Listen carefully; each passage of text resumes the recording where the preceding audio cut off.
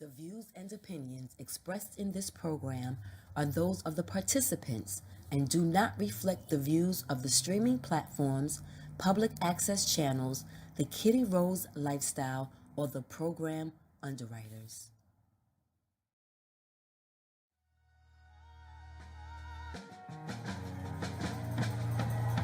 Tim's on my feet, stomping out the negativity. Everybody not a friend of me. Spread the love, still I move deliberately.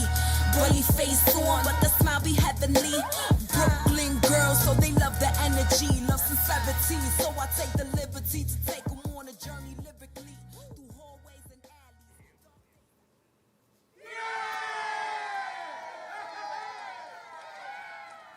Hey everyone, welcome back to the next chapter where we discuss shades of gray. I am your host, Minister Cat, aka Kitty Rose. Welcome back, welcome back. Guess what you have just entered into? The fourth installment of Quinelles Check-Ins. I know you guys appreciate when she's visited us so far because I know I have. I'm still learning the techniques that she gave us last time here about parenting adult children. I still hear her in my voice, in my head saying, mute the phone. So I listened this holiday season and I muted myself a few times. So let's welcome Quinelles Check-Ins back to the next chapter. Yay! Hello, it's so good to see you. Hey, welcome back. Thank you so much. I'm excited. You are. How has been your journey? How's been your ride so far here with us? In terms of Quinelles Check-Ins? Yes. Oh, it's been nice. It's so nice to come and chat. And, you know, I get to talk from the clinical standpoint and from a personal standpoint. We get to kiki. It's nice. Yes, it's cool. Good. Well, guess what, everyone? This week's topic of the week is a doozy. Because you know when Quinelles Check-Ins come into town, it's going to be something for all of us. And this one, you know, I think I'm pretty an expert. I've been successful somewhat. Even though they haven't all lasted, I've had some good, what do we call them? Relationships? Okay, I was Yeah. going to call them stable or some Stable stock. is nice. You know, some nice herd. Wait, I didn't want to animalize them. Oh, you're talking about the man. Oh, carry on.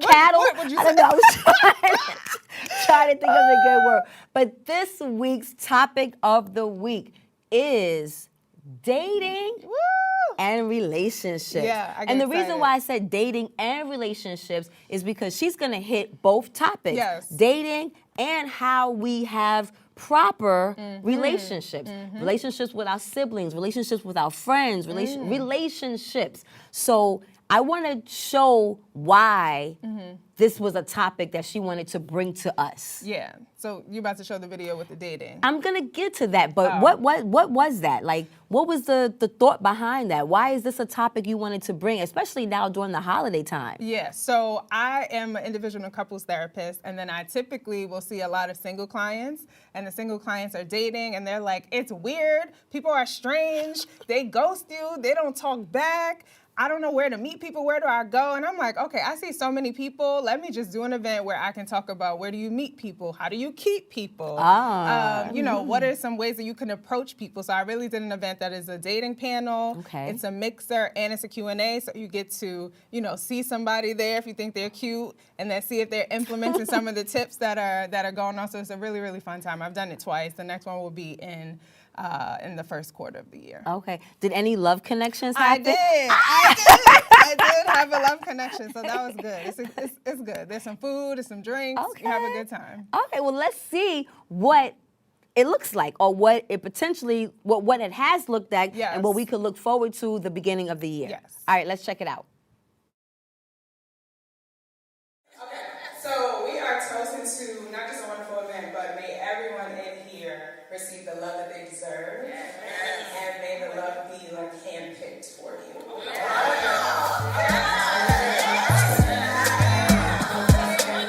How you feeling? Sensational. Yeah. What didn't I do for you, girl? And I know, and I know, and I know. Act the fool for you. Love like a riddle, yeah. Give me the clues for the riddle. Oh, wow. Laugh just a little, yeah. Life's pretty sweet. she can be bitchy. Tell me love her to the morning, nah, nah, nah. Love her to the nighttime, nah, nah, nah. I don't get nobody, yeah. If you give me body, I won't tell nobody, yeah. Valley girl, she wears clothes. Now she want me pool skirt, so me pool skirt. Valley girl, she wears schools. You see, it's obvious, sensational. Yeah. What didn't I do for you, girl? And I know, I act the fool for you. Love like a riddle, yeah. Give me the clues to the riddle. Oh, wow, laugh just a little. So it's like, if I can't get on Hinge or Tinder, even though we don't want that quality man, where do you go? All right, so outside. Throw it out there. Wild card. We made a pain. So yes, a lot of people go to work, go home, go to sleep. We outside. Hold on, We outside. besides outside, and besides apps? Besides apps, we've already graduated from Bars? clubs. You gotta pay. See, the apps is, you gotta pay. The apps, like, I saw that on Hinge. I did a free trial. After the free trial. The regular, what I was receiving during the regular free joint versus what was after what I paid, I'm like, I don't really want to keep paying. I don't like subscriptions. The event was great today. I learned a lot. I love when people will come together and talk about shit that's really plaguing our community, us not dating correctly, us continuously picking the wrong partners, and we're not knowing why. So hopefully more and more events like this to come up, and we can get more and more information out there to people so we can start making better decisions, better dating choices. It was a great event.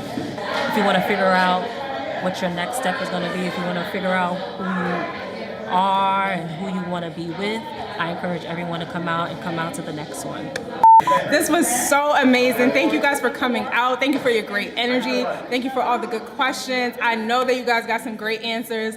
This was so good. Obviously, I have to do it again. I can't stop. So I'll see you guys next quarter.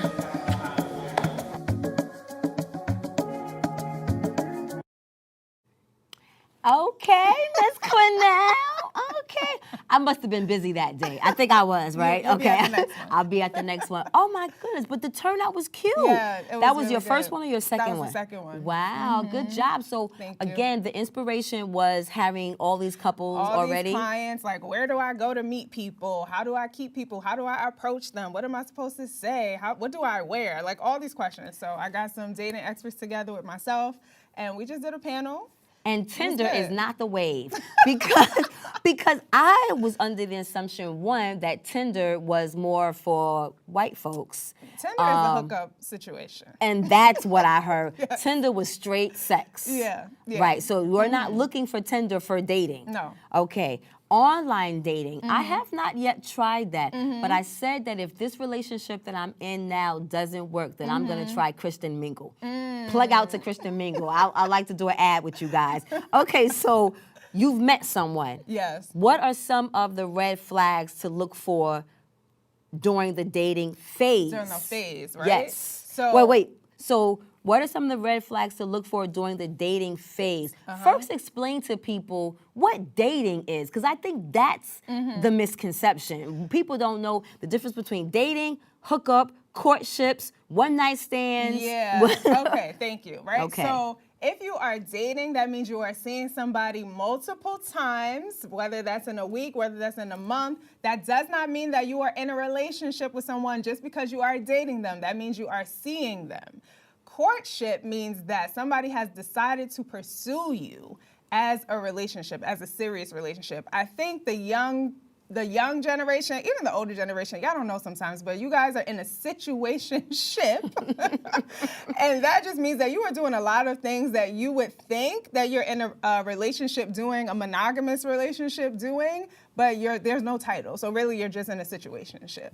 And so yeah, make sure that if you are dating, that you're dating multiple people so that you don't end up in a situationship where you're putting all your eggs in this basket and then you look up and the guy is like, or the girl is like, yeah, I wasn't really, we were just kicking it. Like, why are you, what's going on?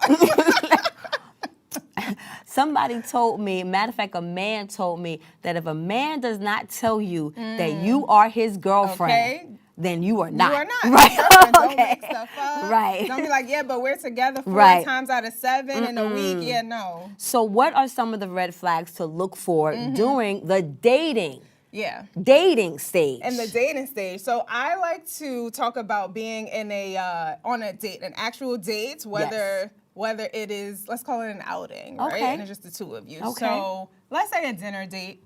A red flag is if the guy is complaining or the woman is complaining about places like where they sat or how the waiter treated them. Particularly though, if they mention things like, I'm better than this, I don't deserve this, I don't sit here. Because now you are kind of venturing off into how does this person think about themselves? Do they have a superior sort of complex about themselves? Okay. Right? So it's one thing to say, oh, I really like a booth versus a chair. But it's another thing to say, did they sit me here? They don't know who I am. This is not how I do, right? So you have to pay attention to things like that. Okay. That is a red flag. And then you have to really pay attention to how people are talking about your sex, right? So let's say you're a woman on a date. You have to pay attention to how this man is talking about, or a woman, right? Is talking about their mom, how they're talking about their exes. Be very, very intentional about just listening. Don't just put out a bunch of information about yourself so then the person could change and give you what you like, because that's a red flag too. But just make sure that they're saying things that are not disrespectful, that are not contemptuous or anything like that. I think those are two really, really big red flags to pay attention to.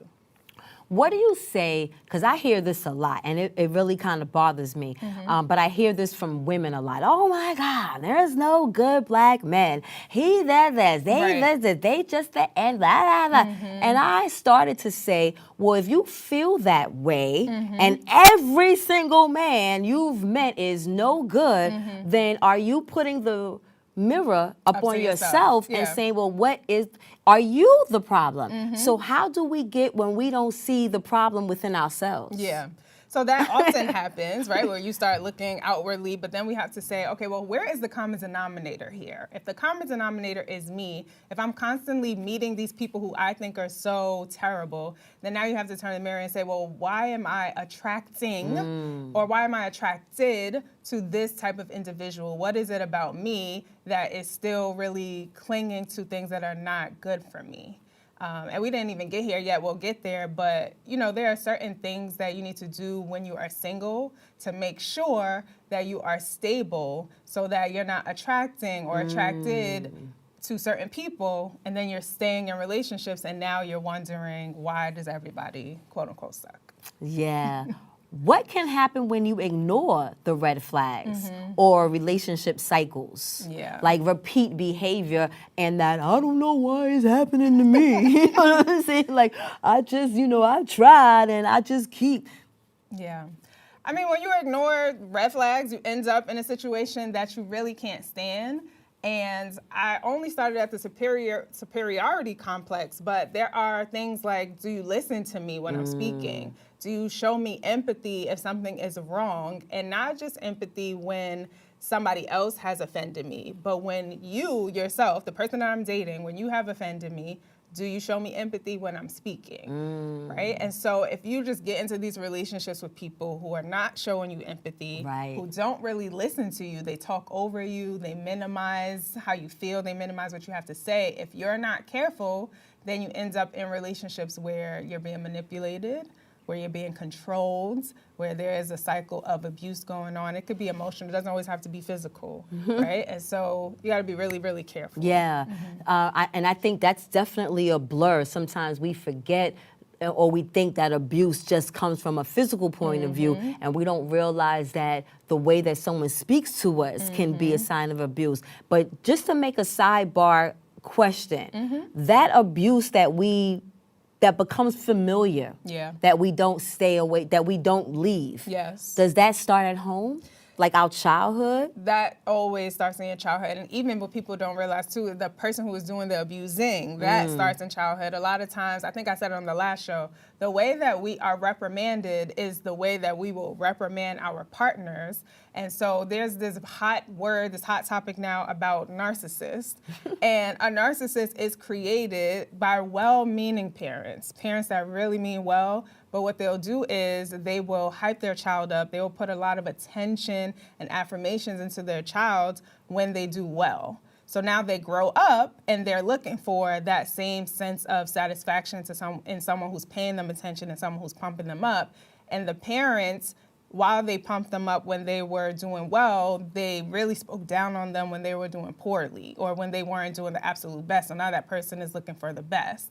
So something that can be a sign for you to look for, like I said before, if you're at a table with a new person, they don't have to be a narcissist. I know it's a buzzword. They don't have to be a narcissist, right? But it's a red flag if somebody is like, well, you don't know who I am. We're supposed to be sitting at XYZ place. So those are things, that's why that's a red flag.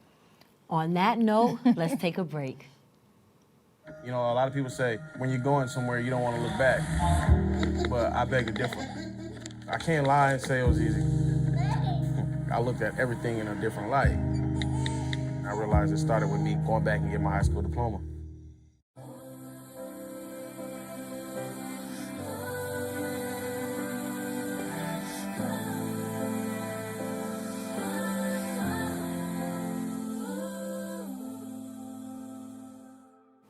About that narcissist being a buzzword right now, because I recently actually I hosted an author from Detroit, Mara Hall, who just did a book called Love Bombing, telling the story of a narcissist that she was involved with. So you have a video about narcissists before we actually talk about it. So what made you find, was it easy to find this video? So the video is of me speaking. Okay. Right, and so I just did I just did a podcast talking about narcissists and things that you can look out for, like signs and how to get away. Have you had a narcissist in your life? Even not on a romantic level? No, I haven't had a narcissist. So if we haven't necessarily had a narcissist, then could we actually identify or be able to tell what one looks like? Yeah. So you cannot diagnose, and I try to encourage people to stay away. That's not an illness? Okay. No, like to stay away from that word. But there are things that are a sign of abuse that are red flags, and you don't have to diagnose a narcissist, but you can say, oh, you're doing things that I don't like, and I'm out. Okay, so let's check out her podcast. So do you have a podcast? So no, I was a guest on a podcast. Okay. Yeah. All right, well, let's check out her guest spot on this podcast and hear what Quinelle had to say about narcissists. Right? There will be moments where you feel like you're on this high, which they know that you need that, but they also need it at the same time. So people that think like, oh, they're just doing this for me, they're doing it for themselves because they need to position you in this space where it's like, okay. Groom you. Yeah, groom you so that you can hang on to my every word. I'm going to feed you. I'm going to pump you. That's love bombing in a sense too if they're broke.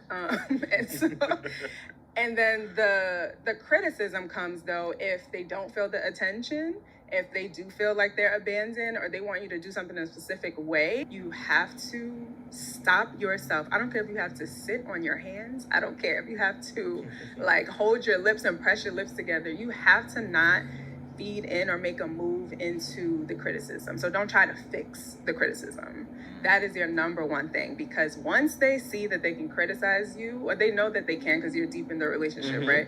But once they see that it's still working, I should say, then they make sure that they just pile on more and more and more. So if the criticism is, I don't know, you're the worst cook, it's not like, oh, no, I'll do better, don't do that. Or it's not like, oh, well, I just cooked this good last week and you said that was nice last week.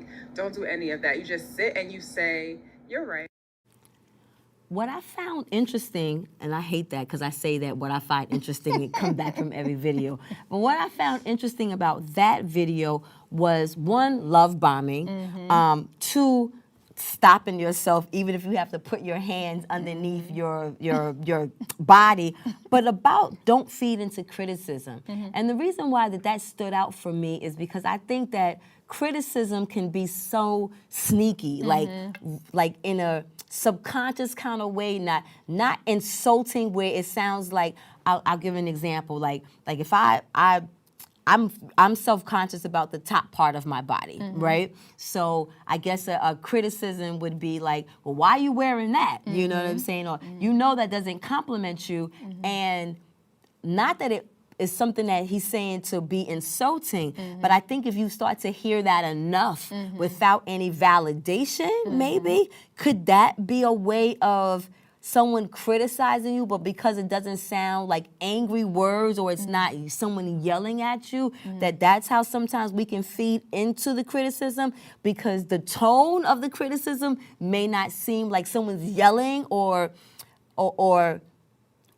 directly being mean, just subconsciously being mean, if that makes sense. Yeah, so when I say don't feed into the criticism, I am more so talking about things that are blatant. There will be no confusion about what this person is saying to you. So criticism on its own is just a complaint. We can criticize people every day.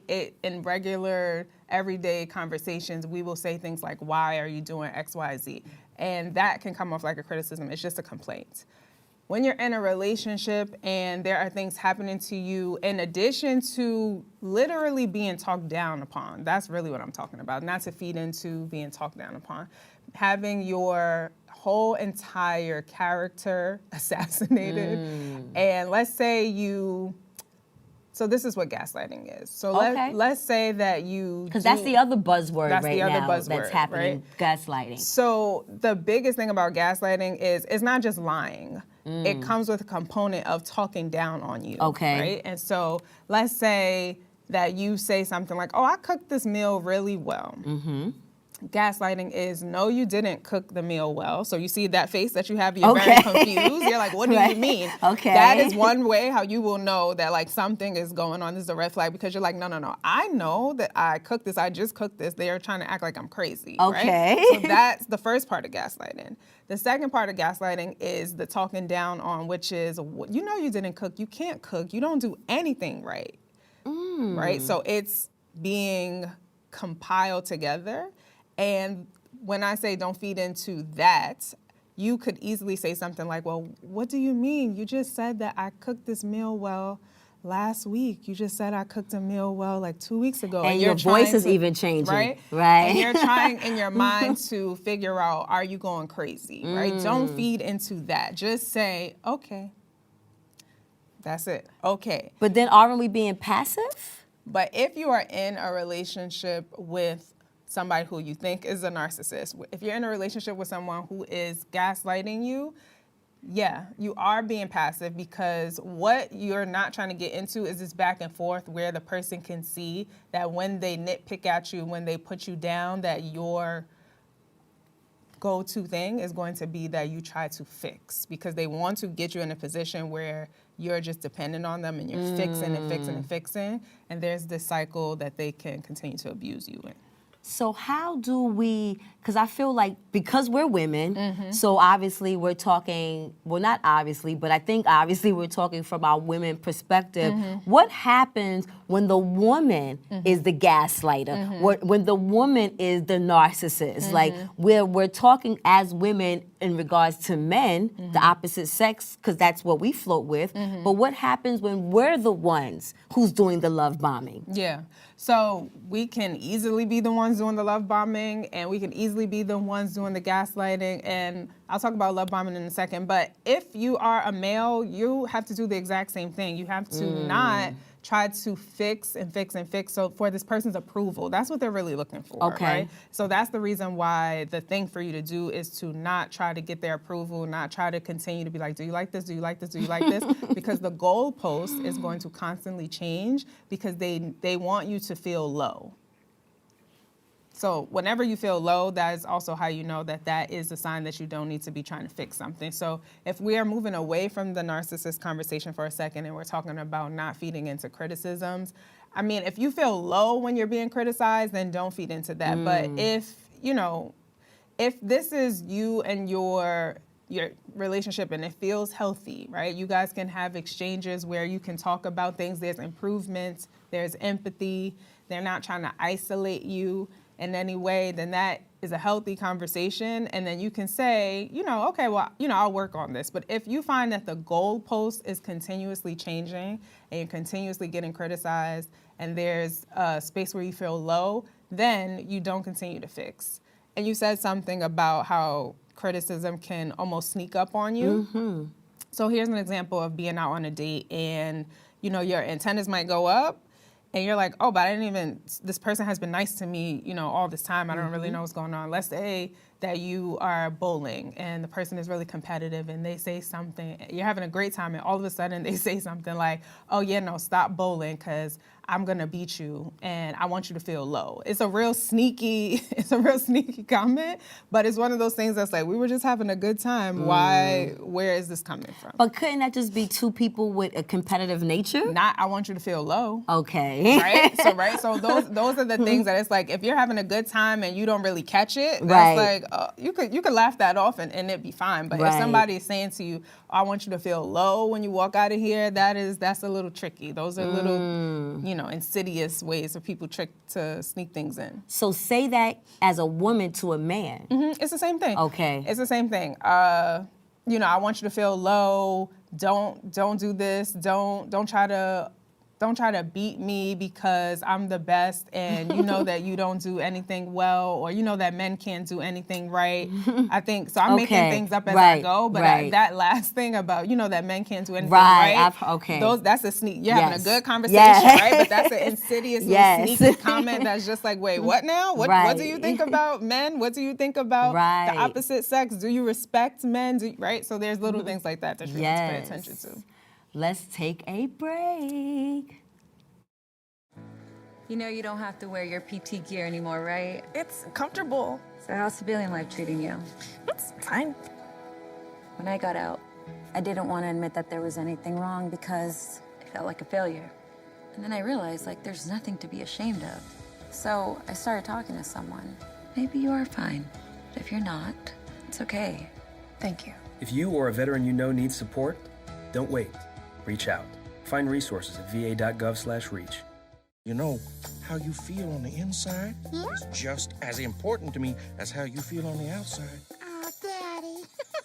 I'm grown up in every way, care and take care of you. I'm grown up and I know you're there. I'm grown up and you know I care. 'Cause it's you and me and me and you. So when you are okay or not okay, I'll take care of you. So I'm done. I've tried. It doesn't work. Maybe I need to be by myself. This is not me talking, because fortunately I've been somewhat successful in relationships. They didn't all last, but they definitely were long periods of time of us still trying to figure. Because I think that's the other component. Sometimes people think that if it doesn't last, that means it didn't work. Right. But there's time that has to be involved in getting to know each other. So if it didn't work after 2 years, but it took me 2 years to even get past the comfort level, the honeymoon stage, where I can now actually truly get to know someone in their comfort zone. Like very recently in my own relationship, we're fine as a couple, right? We're great, we do things together, but now because we're coming to 2.5 years, almost 3 years, now the conversations of our future are starting to happen. But to me, when those conversations about your future start to happen, then now we need to start merging families in, just so that people can kind of see each other's vibe, right? This is my opinion. This is my personal, not professional. So I believe that yes, we do dinners, you know what I'm saying? We have outings, but those are always kind of like, they're structured type of activities. So I think that it's important for people to have downtime and to see relationships in the downtime. So recently with my children, I wanted to go karaoke because I wanted us to do something that was playful so that you could get a chance to see me vibe with my children get a chance to see you vibe with me, you know what I'm saying? Because I think, yes, your children ultimately always just want you to be happy, but if you're also trying to set an example for what to do or how love looks or how dating even looks. I remember after I broke up, and I'm gonna come back to my boyfriend, but I remember after I broke up with their father, it was very important for me to set the tone now as a single woman, what that looks like. So, because I have For a your daughter, kids, for my your children, you know, and for other people that's coming to date you. Hello, that part Yeah, too. right. But it was still, as outside of the other people, it was still what example I need to show my boys and my daughter on how they now date as single people. You know, I need it, and sometimes we don't do that because it's grown folks' business. So we don't show that to our children. And then sometimes, since we don't show that to our children, we also don't show our children the love that builds or the red flags that builds, so that that parent can now be like, oh, that's not for me. Even though he's a nice man, even though she's a nice woman, that person's not for me. And our children, without us directly saying it to them, kind of get to see us stand up for ourselves in a sense, if that makes sense. I think you have to show, if you have children, it's important to show every phase. You show them, you know, dating, and you model for them what healthy dating looks like. Right. And then if you happen to break up, we hope that you don't, but if you happen to break Such up, is life. you show them that, you know, you go through pain and you can do it in a way that's healthy, right? And that might be something, if you have children, that might be something that helps you to really watch the way that you start to get over your breakup, because sometimes you start getting up under people, sometimes you start drinking, right, to get over your hurt and your pain, or you start doing drugs, right, whatever it is, you start going out, you start partying, right, but if you have children, maybe that can be something that you're mindful of because you want to show them, okay, well, what you need is really time to heal, and this is what the healing process can look like. And if you get a new partner, these are the things that now you're being mindful of. These are the lessons now that you've learned. So all depending on how old your children are, and a lot of conversations, you can make them age appropriate, right? But you want to make sure that you are letting them into these conversations. And you said something about the 2 years and what dating needs to look like in 2 years. And you said that a lot of the dates are structured, right? And I will typically tell people, if you are dating someone, to stress them out on like the first or the second date. Take them on those outings, like axe throwing. Take them, bowling is like relatively okay, but you want to see the competition. You want to see how they get when they're stressed out. Because anybody can tell you anything over dinner, right? Everything is proper and it's prim. And just like, no, stress them out so that you can really see who they are. Who they are. Yeah. Yes. Okay, so I started by saying I'm done. Yeah. Okay, so after a breakup, how do you heal? How do you heal after a breakup when it's not your fault? And how do you heal when it is your fault? Let me tell you something. A breakup is always two people's fault. Okay, I just want to spoiler alert you. I don't know what you talk about. Yeah, I'm sure you're talking. And that's the reason. Not me. I was perfect. And that's the reason why in a breakup you want to take your time to review the entire situation. You want to take your time to review what you may have done that you want to change. You want to recognize what your partner did that you liked or that you didn't like, or ex-partner, excuse me. You also want to say what you like about how you show up in relationships and what you want to change. And you need time. Typically, if you were in a relationship for whatever amount of time you were in a relationship for, you need to give it half of that. And I know that sounds like a lot, right? Like some people wait, if I was in a hate relationship that. for 2 years, then I have to do a year? Now imagine being in a relationship for like 5, 6, right? Yes. But it takes time for you to unlearn, right, the things. And that's why when you jump, sometimes you can jump right into another relationship, things happen, right? I didn't mean it, I just fell in love, I don't know. Right. And so things can happen that way because let's say you just get out of something, that's why they have the rebound, because you're very vulnerable. You know what I mean? And you can really think you like this person, but what you miss is the attachment, right? You miss not being lonely. And then if you jump into something too soon, like I said, you start taking the patterns and stuff from one relationship over into this next relationship. And that's how sometimes people say, oh, every man or every woman is the same way, but they don't realize that it's because they are showing up the same way in every relationship. That part. Say it again to the camera. Yeah, every man or woman can just feel like the same person if you are actually the one showing up as the same person. Hello. Hello. Wow. Okay, so look out for narcissists. Well, Right. let me, right? Okay. Because I know this is a buzzword. Just okay. look out. All right, there we go. I like that. Yes. Look out for a heavy criticism. Look out Okay. for people who are putting you down or putting women down or men down. Mm-hmm. Look out for people who are not showing you signs that they can be empathetic. And don't do Tinder. Don't do Tinder. Unless you're looking for a hookup. Right, If you're okay. looking for a So hookup, let's discuss that. So like are hookups you could bad? listen, right? So you asked me, what do you do when you're in your healing phase, Oh, right? And the so hookups sometimes when I'm healing? So let me tell you something. This is what I What say to people for real. What's the saying? What? You got to get over one to get under. No, we're gonna throw that out the window. That's what I was saying before, right? You can show your children what healthy healing Thank is, right? you, healthy, So yes. maybe if you are getting under another to get over someone else, maybe not show your children that part. But in the space that you are just having a good time, yes, you can be very, very sure that you are not ready to be in a relationship, but you still have needs, right? Now, Yes. I say to people that But- if you're the type of person, right, that you just like attention and you like to get your needs met, like you want to have sex, whatever it is, and you can keep it at that, and you don't get wrapped up in, oh, now this is my man, this is my woman, Okay. then okay, fine. But if you are the type to be outside with a boombox after you have just had sex, or you have sex 1 or 2 times, and now this is your person, right? don't do it. If you can't even have one phone conversation without being like, she's the one, he's the one, don't have sex with anybody, because you are setting yourself up for failure. Okay, so in the fun phase, don't just be, don't have a hot girl, hot boy, summer, winter, fall. Don't do that.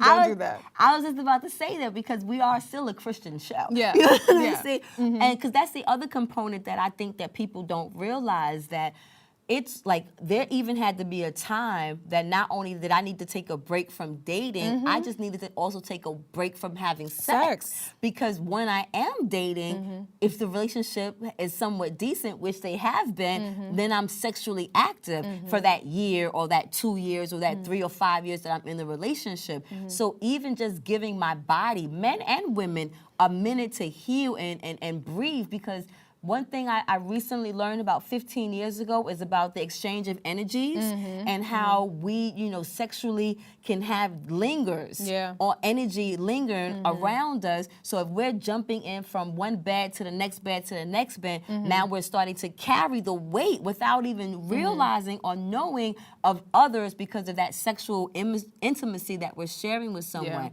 So the healing process, it makes it even more difficult to heal. We're thinking we're just having a good time. We're thinking that, I'm not doing anything serious. I'm getting my rocks off. I'm releasing, I'm letting go, but not realizing that we can still actually be damaging that healing process by not just allowing us and our body time and space. Think about having hit the reset button over and over and over again. Right? And that's why it might be really helpful for you to just sit still and go through that uncomfortable phase, because if you just got over big heartbreak, right? And then you're vulnerable and you have sex with someone else, and remember, you're used to attachment now. You're used to intimacy. And let's say you have sex with somebody, there's no intimacy. That's disappointing. That's hurtful. So now we're at hurt number 2. After, so big heartbreak is number 1, hurt number 2. Let's say that you're like, okay, you try to shake it off, you dust it off, and you're back at it again. And I'm talking about having sex. I didn't even get to phone conversations. I didn't get to exchanges yet, right? Okay. But just if you're having sex, it could be like hitting the reset button over and over again, because you are trying to now detox and separate yourself, separate your emotions, separate the fantasies that you might have had about someone, right? So you're basically grieving over and over and over again, which is why, if you think about it, it's like, just sit still. Just give yourself a second. Oh my goodness, yeah. Just give Can you yourself a imagine second. that? But I see it. I know, right? right? Oh my I see it So every you're day. almost doing like a disservice to yourself. To yourself. Oh my To goodness. yourself. Okay, so, woof. This was our 5th installment, and we never got to the talk fourth. about It's the fourth. Oh, Yeah, see, I'm yeah. already in the future. Okay, And we I see you. So you know what? So our 5th installment will be about other relationships because Yeah, that's this perfect. really That's because perfect. I wanted to touch on how to handle and how to have relationships because I think we're missing that also as a community.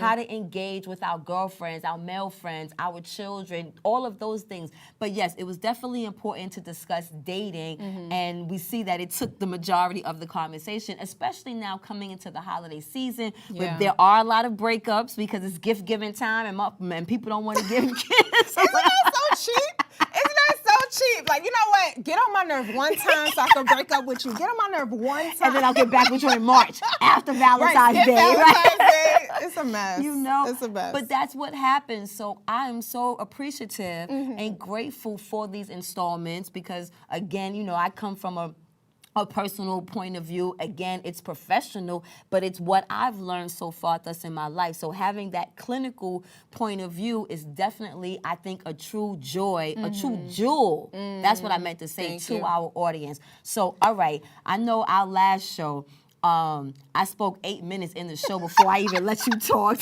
and then we had such a good time that it was a lot of kiki and a lot of laugh. So I was like, I'm gonna make sure that we end her segment with just Quinelle because this is Quinelles Check-Ins, right? And if you only hear from Kitty, it sounds like Quinelle's a visitor when this is actually her show. So Quinelle. What's next for the dating segment series? Where can they find you? What's your wrap-up message to folks? Give it to them. There's your camera. Let's go. All right. So this was beautiful. If you are like, wow, there's so many jewels, I don't even know what to hold on to, take away this. If you are just recently getting out there and you're looking for, you know, people that you think are good to connect with, you just want to make sure that you remain open.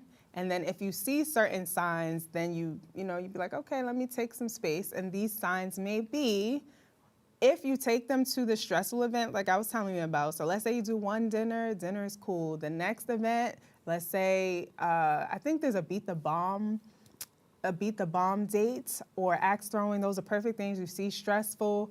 You see people under distress, you get to see how they respond to that, so make sure that you take them there. If the competitive nature comes out, that is okay, but if they start to put you down while they're being competitive, that is not okay. Usually I tell people to listen to their bodies, so if something comes up for you, then you might know that you need to slow down on a person, maybe this is not the one right away.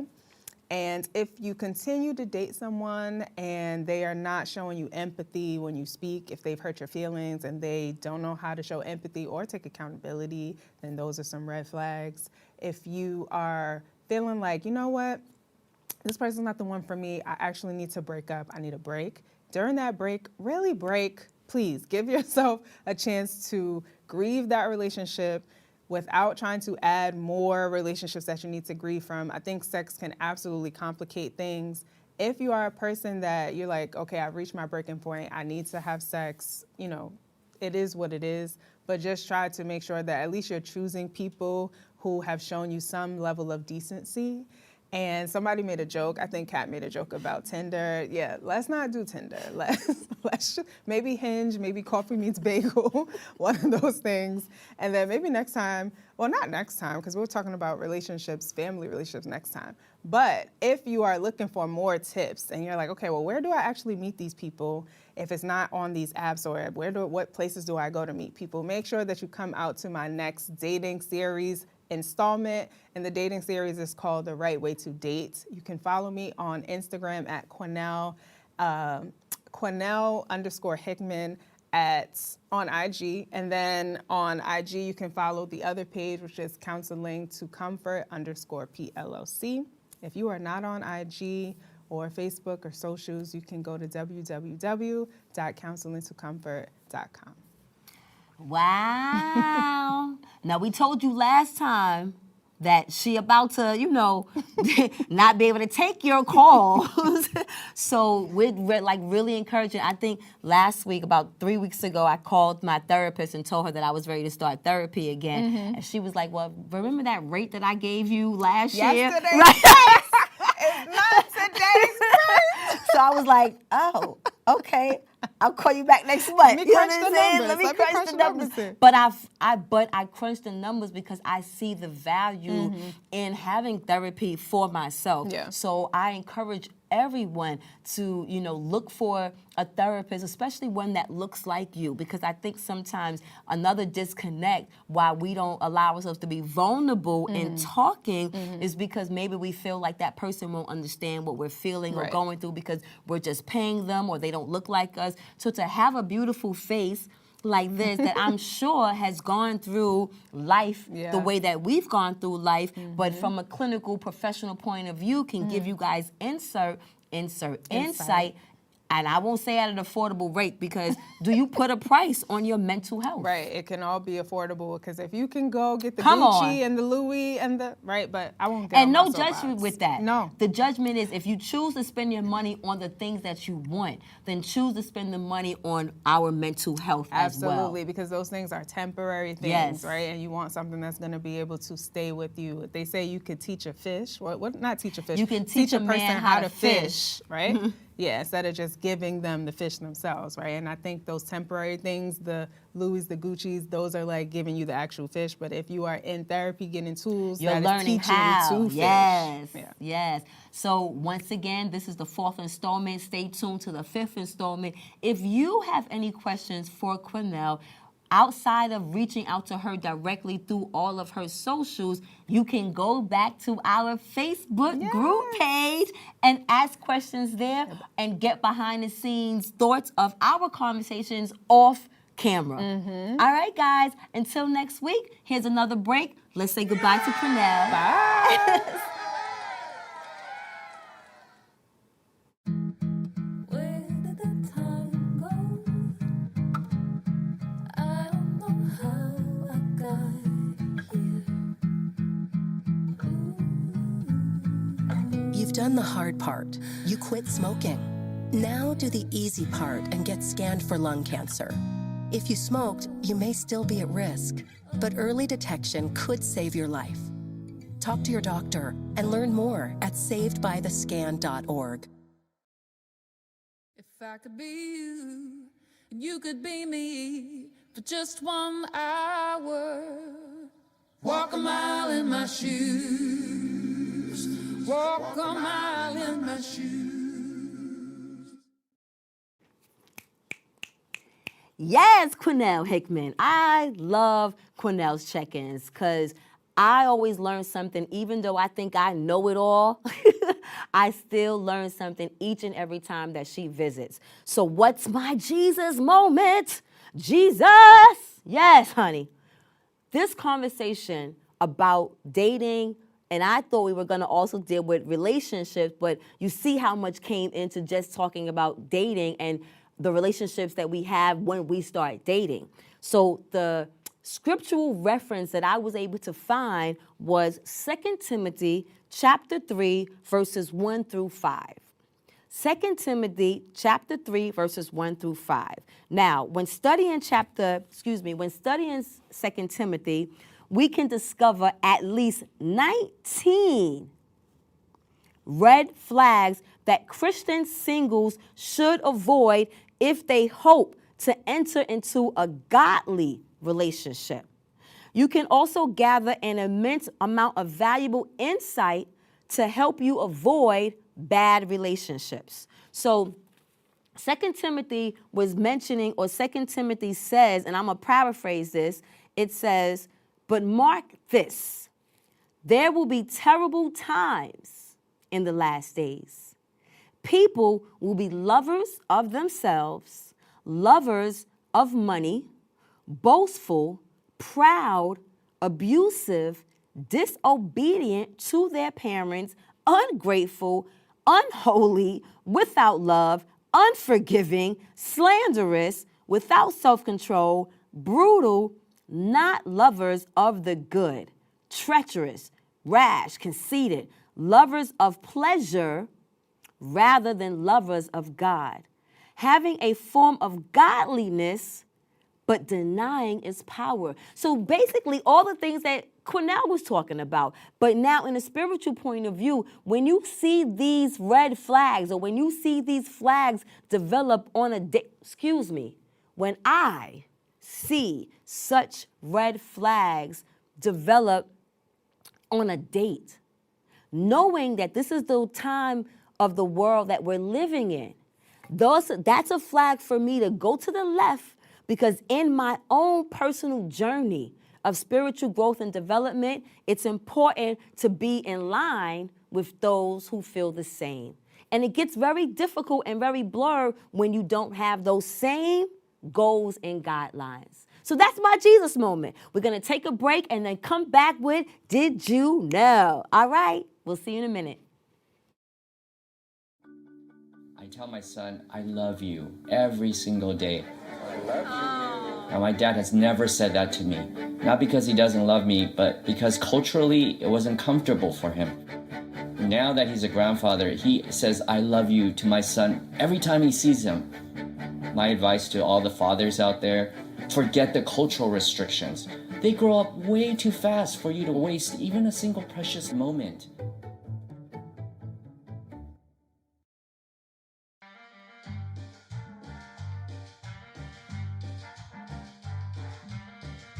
Adding your own flavor to fashion comes with age. Okay, Dad, look at you. Yeah, welcome. Hi. Forgetting how to add doesn't. Finding it difficult to work with numbers may be a sign of Alzheimer's. Dad, are you okay? An early diagnosis can help improve the quality of life for your loved one. Learn the warning signs of Alzheimer's. Some things come with age, some others don't. Hey, did you know? Are you liking this segment? I am. So this segment or this installment of Did You Know is talking about menopause. Oh my goodness.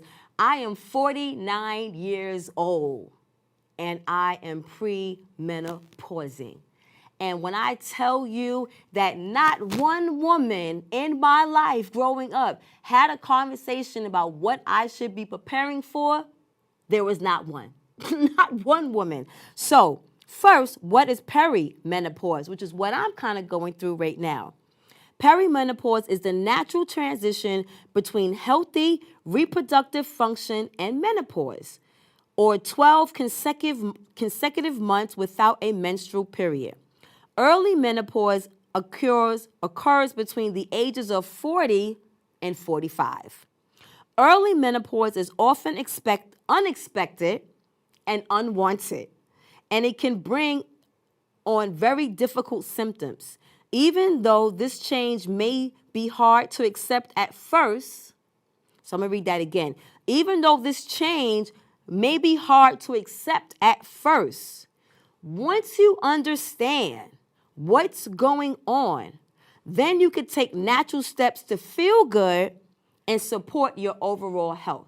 So that's my issue, always about giving us information and education that we don't normally talk about. So I was able to find 2023, the Midlife Makeover, www.midlifemakeover.co.uk. A white woman, but still informative. And what she taught or what she shared was 10 unusual menopause symptoms you never knew existed. Like we know the night sweats and the hot flashes. We know about those. But what are the weird ones? What are the ones that are unusual that we don't talk about? I'm going to try to run past them quickly. Excuse me. We will come back and revisit this topic again. But just to give you a few, because I'm going through this, so I know one of you might be also going through this. Itchy skin. I oil you down so much you would think that I'm a tub of Vaseline. But when you have a lack of estrogen, the amount of lubricant is called sebum, S-E-B-U-M, sebum, that you produce in your skin goes down. And as a result, we start to get really dry, itchy skin. So just having more moisturizer around the place and taking out time to apply it on your body regularly will help. Sometimes I get out the shower and I get mad lazy and I'm like, oh, I think that I could just put on my clothes, and at the sometime mid part of the day, I'm doing all of this. So I know it's essential for me to make sure that I really lubricate shea butter with vitamin E oil, because I realized that I started suffering from that symptom. Bloating and digestive problems. Okay, I got the camera mid-drift because I don't want you guys to see my fufa. You know, everything, you know, you think because you little, you don't get that. But it's even saying that one of the symptoms from menopause is this bloating and our digestive system, where our food is harder to digest. So women often don't correlate their increased bloating when the changes in hormones at the time of perimenopause. The gut is very sensitive to estrogen, and when the estrogen level is declining, its ability to process the food in the same speed or the same way becomes impaired. Now, you might think I'm not dealing with this because I got little girls here, but breast heaviness and soreness. I started thinking that, am I pregnant again? Like, my titties started hurting, and I didn't understand why, because I ain't even got big titties. But breast heaviness and soreness can come. I thought this was interesting. Burning tongue syndrome? Even the tongue can notice the effects of the decline of estrogen, resulting in the term fiery mouth. In fact, 40% of women report that they've had this burning tongue type of sensation. So if that's you, you're not alone. Feeling dizzy. I haven't had that happen yet, not that I'm aware of. But if you start to feel dizzy, funny enough, people often don't associate dizziness with menopause. They are more likely to jump to a conclusion thinking that something has to be dreadfully wrong, rather than simply thinking that, wow, this might be connected to me entering the stage of menopause. Woo, child, this is a big one, and I know you guys might not want to admit to this. Change in your body odor. I had to have my man tell me, "Ooh, Kat, did you change the deodorants? Like, what's going on?" So my body odor is starting to change. Ear and hearing change. I'm starting to get deaf. I barely can hear anything. I'm like, what? All the time. Electric shocks. That hasn't happened to me. I can't imagine being in the street and having an electric shock. But what has happened to me is leakage. I've been on a train. I've been out somewhere. I get up, don't even feel it, and I got a wet spot in a circular spot. And my doctor told me that was my booty sweating. But I don't know if that's the case. I just thought that was awfully strange. And now I'm trying to fight, is it time for Pampers? Increase of new allergies or having allergies that you might have not had. And the last one is a change in your voice. Your voice might go back to the way it used to be, or it might get deeper. But these are some of the unusual things that happens when you are entering menopause. Woo! That was a mouthful. Now I need you guys to do the part of the show that is not necessarily my favorite, but is essential for the growth of the next chapter, where we discuss shades of gray. You already know it's every week. Like, follow, share. Like, follow, and share. And until next time, I see you guys next week. I am your host, Minister Kat, a.k.a. Kitty Rose. This is the next chapter where we discuss shades of gray, and I look forward to returning back to you guys next week with another good, hot topic. All right, be safe out there, you guys. Don't forget, join our Facebook group page if you got any questions, comments. Until then, I see you guys in the Matrix. Mwah! So I take the liberty to take them on a journey lyrically through hallways and alleys. Dark days I carry, sharp pains and bellies. All days be heavy when you're programmed to survive. Legendary ciphers get the MCs and the jobs. The city never sleeps, slept from 1 to 5 when COVID hit the